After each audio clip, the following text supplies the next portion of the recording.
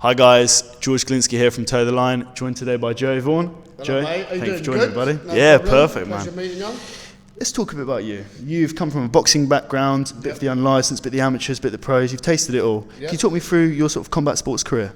Started boxing as a kid with West Ham. My dad's still a coach there now. Obviously had like 36 fights as an amateur. Then had a little while out, got into unlicensed where I had 10, 110. Turned pro, and yeah, pretty much up to date till now. BKB time. 100%. And how did that transition exactly happen? Do you know what it was? I know Paul quite well, Paul Wills, and we was talking about it, and it's something that appealed to me just for like the brutality of it, really, like, and something being different, and like where it's growing as well. It's appealing to everyone now, really, isn't it? Do you know what I mean? So just wanted to be part of it and see how it goes. And but as it goes, ask me on the 5th hour of what I think about it. Because if I got teeth left, we'll be all right. We'll go again. And what advice has Paul given you? Obviously, it's a brand new adventure, a completely different sport, in fact. He's just trying to get my mind in the right place, really, like saying to me, like, when you get hit in there where it's no gloves, you don't really want to get hit, because in boxing you'll take a shot. With this, if you take a shot, you'll get cut. So it's getting in that mindset where it is the same, but it isn't the same, if you know what I mean. So. And I understand, we were talking earlier, you said you're a man who likes to get hit first to get into the game, but you can't really do that in bare knuckle, no. Well, we might give it a go, but I'll probably lose a couple of teeth, wouldn't I? So but that's what we're working on, more head movement. I've always been pretty good with my feet anyway, so it's just about moving my head a bit more and being a bit more elusive up top and not just on my feet. And what can the fans expect from your style?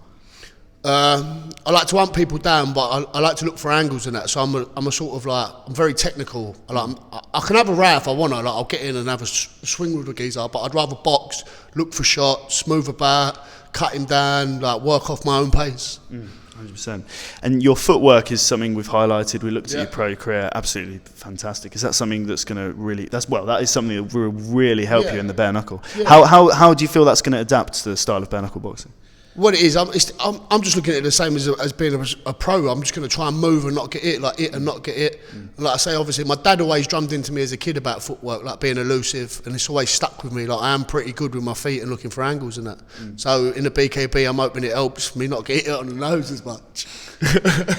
And I've got to ask you, bare knuckle boxing, it's growing so much. Is this a time for you to jump on as sort of a new challenge, or is this something you want to do as a progressive career? Is this something you want to? It's a bit of both, really. Because I was talking to Jim about it, and there's, like we were saying, there's not really no London fighters in it at the moment. There isn't, no. And you have most of your shows at the O2, so hopefully, like the crowd that goes there, not just people I'm taking there, I can build a fan base from people watching me, and if they enjoy my style, obviously it'll get better for me because I'll build my name in BKB now.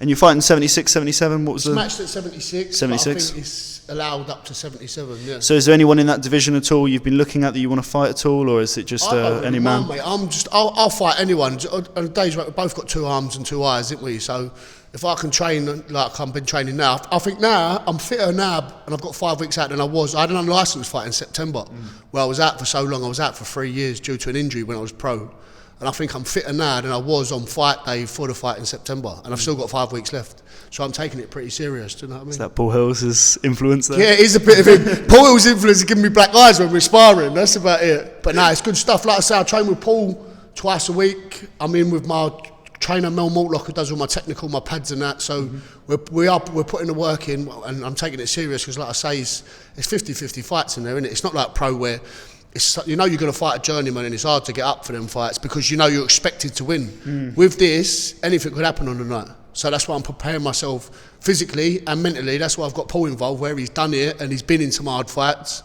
So he's giving me that mindset, what to be ready for. But I know what I'm ready for once I get it on the nose, don't I, there, with no gloves on. You learn in the fire. Gavin Curragh, your opponent, what do you make of him? Have you seen much of him, or is this sort of a man you've taken off? I've seen a few clips of him, little glances, but he looks a decent fighter. Looks like his game, and he's going to come there to look to get the win. So I mean, I'm not going to take no shortcuts. I'm going to take it as it's an hard fight, because it is going to be an hard fight, because obviously he's quite experienced amateur. I think he's had a lot of unlicensed fights as well. So he knows how to box the fella. So he's going to want to knock my head off as much as I'm going to want to knock his off. So yeah. And why do the fans want to see you fight? What is it that is going to be so appealing about you? Hopefully I bring something different. Like I say, I'm a bit of I like to box off the back foot, but I also like to have a tear up. So hopefully I can be that elusive, explosive fighter that the BKB needs. Something new for him. And ticket sales, I understand you've sold a fair few. You've got a lot of fans going down. Yeah. Who have you got to thank for this camp? You've got, as I say, a lot of sponsors, Yeah, I've got a few sponsors. I've been sponsored by a restaurant in Brentwood called Pazuzu's. They've been a lot of help for me. I'm also sponsored by CBD Heads in Woodford. Like I say, Mortlock Boxing, that's who trains me. We're talking to another sponsor tomorrow, Wild Protein. Hopefully that comes through. They sponsor Billy Joe Saunders and Tyson Fury. Yeah. So yeah, a lot going on, and the people who bought tickets, like, I appreciate their time because they're spending the money that they go work with. I've done about 80 tickets already, and I'll probably do another 100 or 150 coming up to the fight night. But I think it's nearly sold out already. It is, yeah. So that's the thing. Yeah, I don't normally sell tickets till 2 or 3 weeks before the fight, and then I'll go and do 200 tickets. But now I've managed to do 80 already. Yeah. The week before the fight, my phone ain't going to stop. But tickets are gone, aren't they? That's the power of bare knuckle. Well, Joe, thanks so much for Pleasure, joining mate. me, man. Yeah, Real pleasure. Awesome. See you later, guys. Where are you?